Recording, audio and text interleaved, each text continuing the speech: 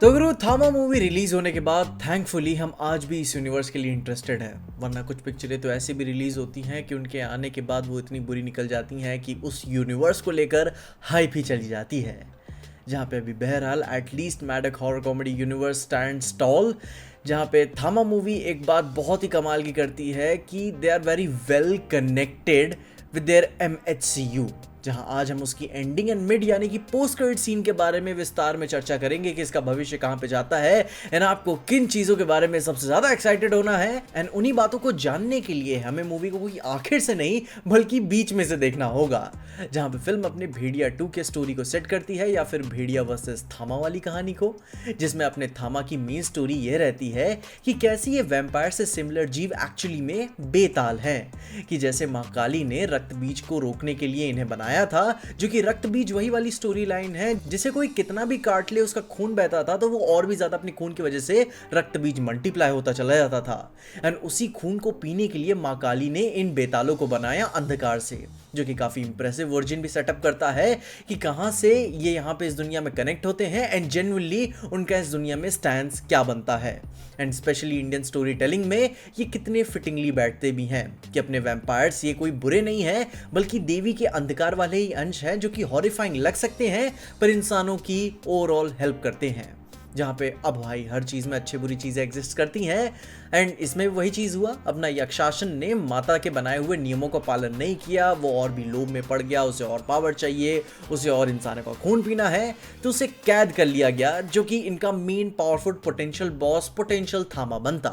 लेकिन थामा की इनके लिए डेफिनेशन अलग है। जो मूवी का नाम है थामा, वो एक्चुअली में इनके ट्रू रूलर को डिनोट करता है, जो कि एक वर्दी इंसान ही बन सकता है जो बेताल बनने के बाद भी उसके दिल की धड़कन धड़कते रहे, जो कि इम्पॉसिबल है क्योंकि बेताल एंड वैम्पायर बनने के बाद आपकी दिल की धड़कन रुक जाती है। एंड वही मूवी के एंड में दिखाया भी गया है कि अपना आयुष्मान खुराना यानी कि अपने आलोक जैसे ही मूवी में एंड में सॉर्ट ऑफ मरते हैं अपने इस मेन बॉस रूलर यानी कि यक्षासन की वजह से, तो माता इन्हें चुनती है as a true ruler, as true Thama. And ये थामा बनते ही ये पर्सनालिटी देख के काफी अच्छा लगता है कि एज अ रिस्पॉन्सिबल रूलर के तौर पे अपने आयुष्मान खुराना का कैरेक्टर भी शिफ्ट हो जाता है। लेकिन उसके बाद फिर आती है अपनी कहानी की सबसे बड़ी नैरेटिव,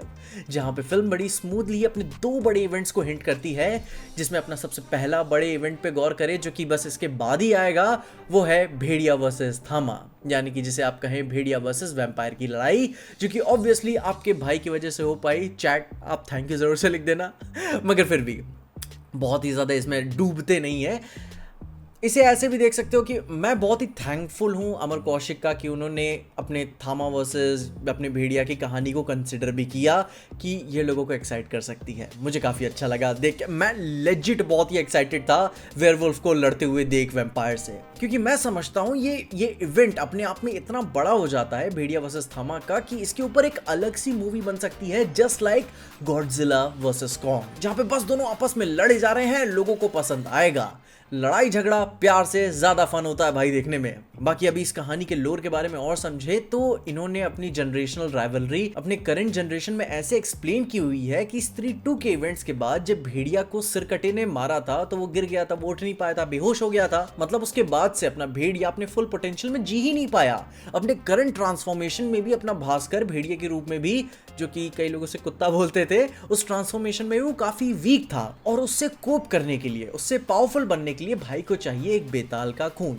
जो कि एक बूंद भी मिल जाए तो वो 10 गुना ज्यादा पावरफुल हो जाता है, और अगर पूरा का पूरा शरीर ही मिल जाए तो तबाही मच जाएगी। एंड इसी वजह से जब भास्कर को बेताल का बस एक बूंद मिल जाता है तो कैसे वो और भी ज्यादा पावरफुल हो जाता है, बैडएस दिखता है एंड आलोक को मारने के लिए पागल हो जाता है। वो उस मूवी का सबसे बड़ा हाईलाइट था, इवन मैं कहूंगा क्लाइमैक्स से भी अच्छा वो मोमेंट था, जिसको लेकर इंस्पेक्टर PK यादव भी बताते हैं कि भेड़िया और बेताल और उनकी जनरेशनल बीफ चलती रहती है, जहां पे वो जानी दुश्मन है, खानदानी दुश्मनी चल रही है, जहां पे बेताल को अगर भेड़िया का एक बूंद खून भी मिल जाए तो 10 गुना ज्यादा पावरफुल हो जाता है। तो सोचो अगर ये पावर हंग्री भेड़िया और भी हंट करने के लिए बेताल के पीछे पड़ जाए तो क्या कुछ नई तबाही हमें देखने को मिलेगी। जहाँ पे फिर यही हैरान करने वाली बात है कि अपनी मेन कहानी, अपनी मेन विलन को छोड़कर अपने भेड़िया और थामा वाली कहानी का अपना मेन टेंशन इतना बड़ा हो जाता है कि मेन विलन का सारा वेट हट के अपने भेड़िया और थामा पे सेट हो जाता है, क्योंकि भेड़िया ने आके इतना अपना दबदबा आके सेट कर दिया, इतनी बड़ी लड़ाई दिखाकर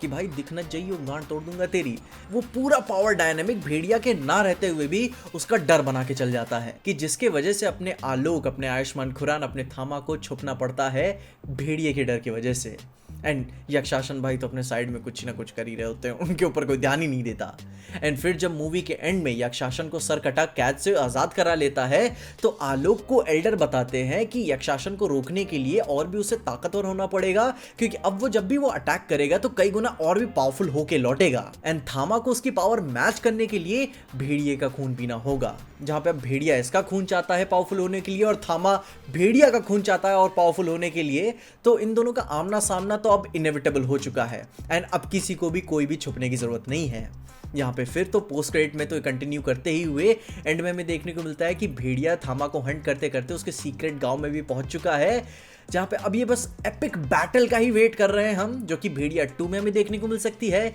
या फिर भेड़िया वर्सेस थामा की सोलो मूवी में देखने को मिल सकती है। बाकी अब ये हमें कहां देखने को मिलेगा, कैसे देखने को मिलेगा, वो तो समय ही बताएगा। मगर उसके अलावा जो मूवी अपना एक बहुत ही बड़ा हिंट देती है अपने आने वाली एक और कहानी का कि एंड गेम लेवल इवेंट क्या होगा, वो है सरकटा को लेकर एक बहुत ही बड़ा हिंट, जहां पे अपने ये जो अपने थामा, भेड़िया, कोई भी ऐसे छोटे मोटे के जो कैरेक्टर्स बचे हुए हैं जिन्हें आप अपनी सस्ती एवेंजर्स भी कह सकते हो, वो अभी तक आपस में लड़ ही रहे हैं। वहीं उसी के दूसरी तरफ सिरकटा जिंदगी का एल्गोरिदम समझ चुका है कि इन्हें रोकने के लिए मुझे अपनी सिनिस्टर 6 तैयार करनी होगी, जिसके लिए स्त्री 2 के एंड में हमने देख ही लिया था कि कैसे सिरकटा के और भी कटने पे वो और भी मल्टीप्लाई होता चला जा रहा था किसी रक्त बीज की तरह। एंड वॉल्केनो में टर्मिनेटर जैसी डेथ देखकर हमें लगा था कि भाई वो चल बसा, मगर फिर उसी मूवी के पोस्ट क्रेडिट सीन में हमें देखने को मिलता है कि कोई एक सीक्रेट हेटर, जिसे कई सारे लोग ऐसे हिंट भी दे रहे थे कि मे बी शायद मुंजिया हो, क्योंकि बहुत ही चुलबुला आदमी है वो, या फिर बच्चा है वो सिरकटे का एक बहुत ही थोड़ा सा अंश अक्षय कुमार को एक लोटे में लाके दे देता है, जो कि उसकी फैमिली लिनियज से कनेक्ट होती है। एंड यहीं पे ये कहना बात कोई गलत नहीं होगी कि अब अपना सरकटा अब अपने फैमिली लिनियज यानी कि अक्षय कुमार के बॉडी के थ्रू ऑपरेट कर रहा है, अकॉर्डिंग टू दैट स्त्री 2 के पोस्ट क्रेडिट सीन के अनुसार। और इसी चीज को इस मूवी के एंडिंग में देखकर ये बात तो क्लियर हो जाती है कि भाई अभी और पावरफुल बन चुके हैं। वो जो लावा और वॉल्केनिक फायर जो टपक रहा है उसके शरीर से सिरकटा हाथ में पकड़ते हुए भी, वो बल्कि कोई बग नहीं बल्कि फीचर है। एंड बहुत ही स्ट्रांगली मैं कह सकता हूँ वो कि अपने अक्षय कुमार ही हैं, जो कि पहला महायुद्ध एंड दूसरा महायुद्ध के लिए फील्डिंग ही सेट की जा रही है। एंड ये बात भी ध्यान देने वाली है कि उससे पहले ही स्त्री 3 हमें देखने को मिल जाएगी, जो कि आई पर्सनली फील